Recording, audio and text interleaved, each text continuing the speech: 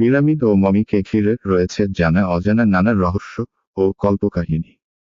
যদিও পিরামিডের নাম শুনলেই মিশরের নামই প্রথম মনে আসে, তবু মিশরের চেয়েও বেশি পিরামিড রয়েছে সুদানে। মিশরে যেখানে 138টি পিরামিড রয়েছে, সেখানে সুদানে পিরামিডের সংখ্যা 255টি। তৎকালীন মিশরে একটি কথা প্রচলিত ছিল, man fears time, time fears pyramid.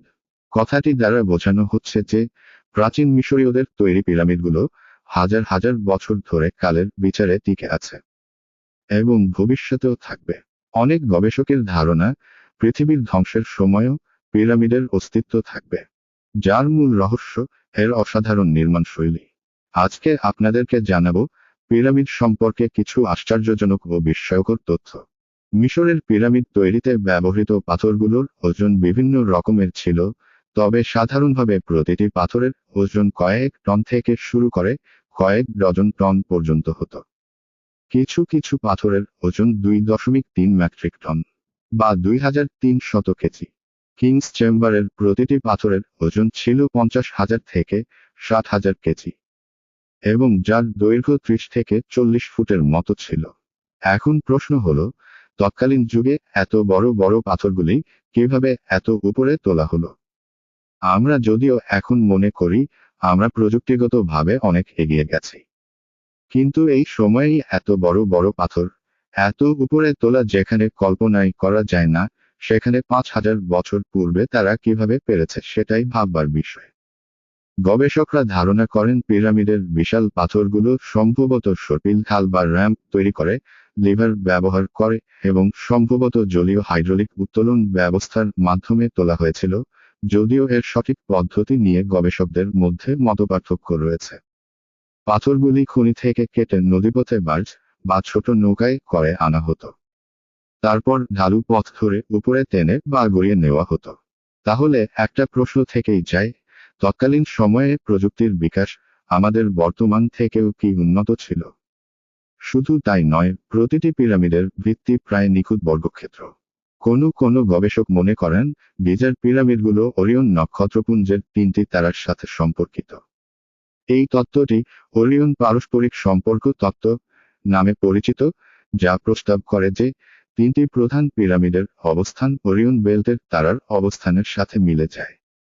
এছাড়াও পিরামিডগুলো থুবান নামক নক্ষত্রের দিকেও সারিবদ্ধ ছিল, যা 5,000 বছর আগে উত্তর মেরুর নক্ষত্র হিসেবে পরিচিত ছিল। এছাড়াও প্রতিটি কোণ প্রায় নিখুঁতভাবে উত্তর, দক্ষিণ, পূর্ব এবং পশ্চিমে সারিবদ্ধ। অনেক গবেষক মনে করেন মিশরীয়রা কিউবিট রড তৈরি ও এর ব্যবহার জানত, যা সূক্ষ্ম পরিমাপের জন্য সহায়ক ছিল। তারা অনুভূমিক পৃষ্ঠতল সমান করার জন্য একটি বর্গাকার স্তর এবং 90 ডিগ্রি কোণ তৈরির জন্য 3:4:5 ফ্রেমের ব্যবহার করত। পাথরগুলো একে অপরের সাথে নিখুঁতভাবে লেগে থাকে, যা তাদের কাটার এবং স্থাপনের ক্ষেত্রে অসাধারণ নির্ভুলতার সাক্ষ্য বহন করে। মিশরের সবচেয়ে বিখ্যাত পিরামিডগুলো হল গিজার মহা পিরামিড বা খুফু পিরামিড, বেন্ট পিরামিড এবং রেড পিরামিড, যা রাজা স্নিফেরুর সমাধির অংশ। এছাড়াও মিশরে আবু রাওয়াশ, আবু সির, সাক্কারা, দাসুর, মাজগুনা, লিশত, মেইদুম, হাওয়ারা ও এল কাহুন সহ আরও অনেক পিরামিড রয়েছে। খুফুর পিরামিডটি গিজার গোরস্থানের 3টি পিরামিডের মধ্যে সবচাইতে পুরাতন এবং বড়। এটি বর্তমান মিশরের এল গিজা নামক স্থানের কাছে অবস্থিত, যার উচ্চতা 140 মিটার বা 460 ফুট, যা মোটামুটি 41 থেকে 42 তলা উঁচু বাড়ির সমান। উঁচু পিরামিডে 3টি প্রধান প্রকোষ্ঠ রয়েছে। এর গ্র্যান্ড গ্যালারির দৈর্ঘ্য 47 মিটার, উচ্চতায় 8 মিটার।